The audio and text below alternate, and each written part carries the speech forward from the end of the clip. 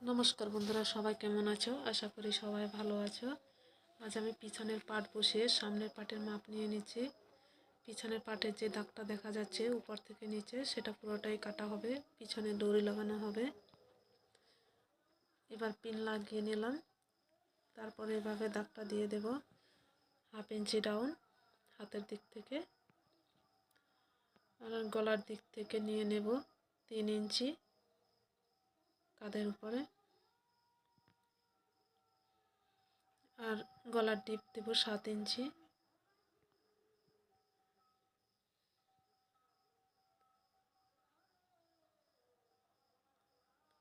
এখানে 2 ইঞ্চিতে একটা দাগ দিয়ে দেব, তারপরে এখানে 1/2 ইঞ্চি থেকে একটু বেশিতে দাগ দিয়ে দেব গলার শেপ দেওয়ার জন্য।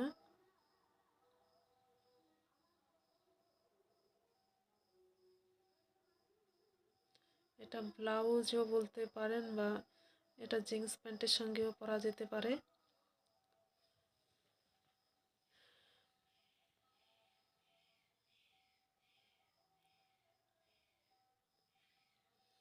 আমি আস্তাটা কাটা হয়ে গেল। এটা পিছনের পার্ট, মেন কাপড় উপরে বসিয়ে কাটছি। দাগ দিয়েছি সেটা কেটে নিয়েছি। ব্লাউজটা 32 সাইজের ছিল, তো 8 ইঞ্চিতে দাগ দিয়েছি, 2 ইঞ্চি এক্সট্রা রয়েছে। 8 ইঞ্চির থেকে 3 ইঞ্চি আমি কেটে নিয়েছি।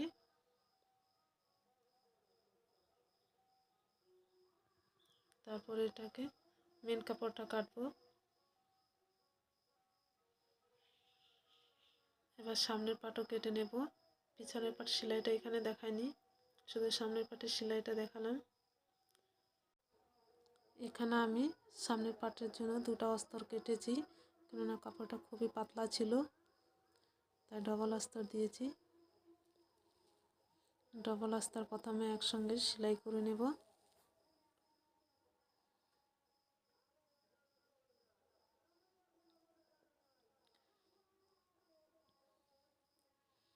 দুটো একসঙ্গে সেলাই করে নিলাম।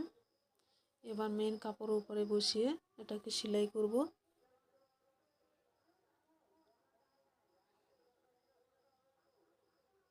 মেন কাপড় আর অস্তর একই সঙ্গে সেলাই করে নেব।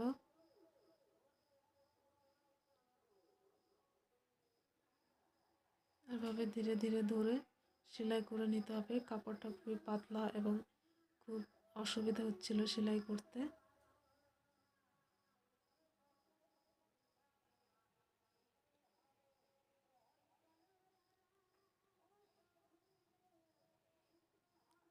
এবার কোমরের দিকেও সেলাই করে দেব, কেননা কোমর পট্টি লাগাবো না, এটা একবারে সেলাই করে নেব।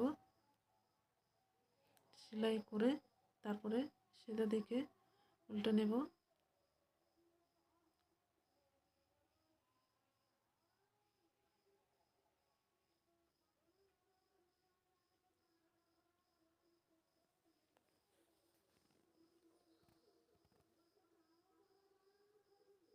কোমরের দিকে সেলাই করা হয়ে গেল। এবার এখানে কাপড়টা কেটে নেব।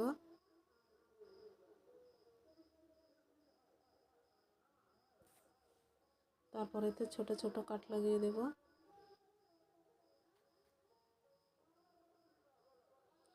এবার এটাকে উল্টো দিক থেকে সিধা দিকে নিয়ে আসব। উল্টো দিক থেকে সিধা দিক করে আবার আস্তার উপর আরও একটা সেলাই দিয়ে দেব, চাপ সেলাই।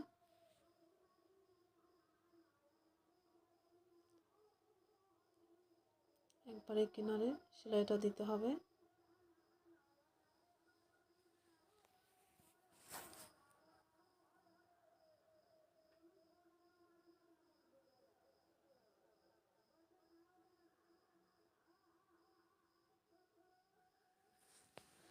আস্তার উপর চাপ সেলাইটা দেওয়া হয়ে গেল। এবার চারপাশে সেলাইটাও করে দেব। এবার কোমরের দিকেও সে একটা চাপ সেলাই দিয়ে দেব।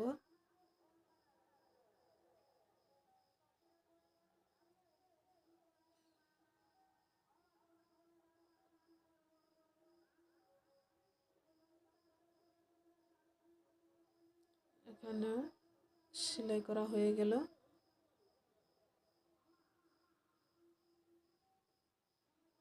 সামনের পার্ট সেলাই করা হয়ে গেলে এবার এক্সট্রা যে কাপড়টি ছিল সেটা কেটে নেব।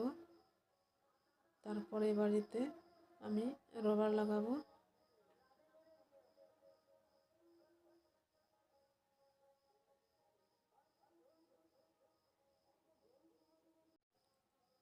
রবারটা এভাবে টেনে ধরে সেলাই করব, যাতে ছেড়ে দেওয়ার পর এটা সুন্দর কুচি কুচি হয়ে যায়। তারপরে এর উপরে ডবল সেলাই করে দেব। আমার সামনের পার্ট সেলাই করা হয়ে গেল। এবার পিছনের পার্ট আর সামনের পার্ট একসঙ্গে করব। পিছনের পার্টটি এখন খুবই সরু দেখা যাচ্ছে, পরে এটাকে বড় করে নেব, দড়িটা লম্বা করে।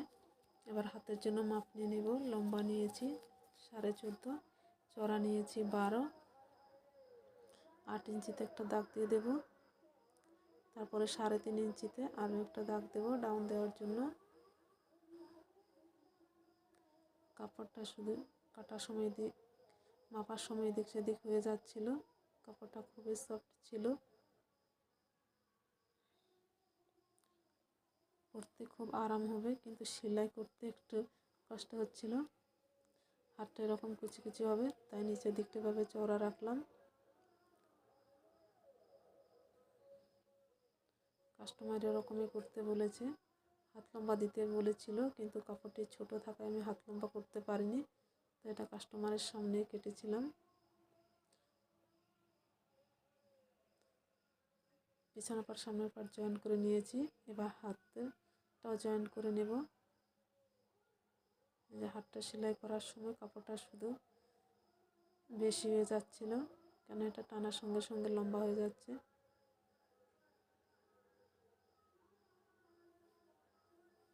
মিডিল থেকে সেলাইটা শুরু করেছি, এবার এই পাশে আবার মিডিল থেকে সেলাই শুরু করব।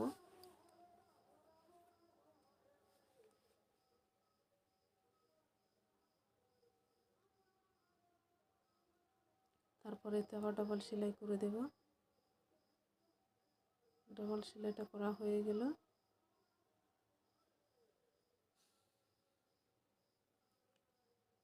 এবার হাতের নিচের দিকটায় এভাবে ভাঁজ করে সেলাই করে নেব, 1/2 ইঞ্চি ছেড়ে, যাতে এতে রবার লাগানো যায়।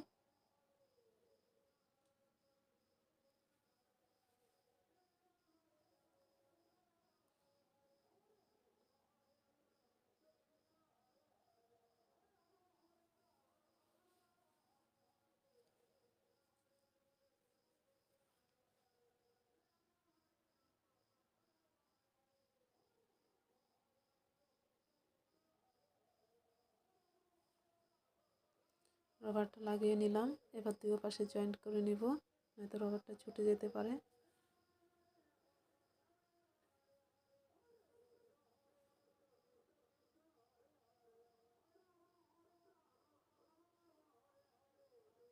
জয়েন্ট করে নিলাম। এবার ব্লাউজের ফিটিংয়ের সেলাইটা দিয়ে দেব। 2 ইঞ্চি এক্সট্রা রেখেছিলাম, সে 2 ইঞ্চি ছেড়ে আমি সেলাই করে দেব।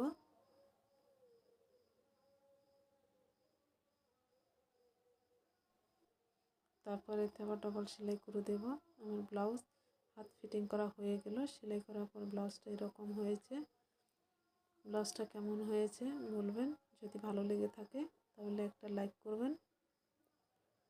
ভিডিওটি দেখার জন্য অনেক অনেক ধন্যবাদ। নমস্কার, সবাই ভালো থাকবেন।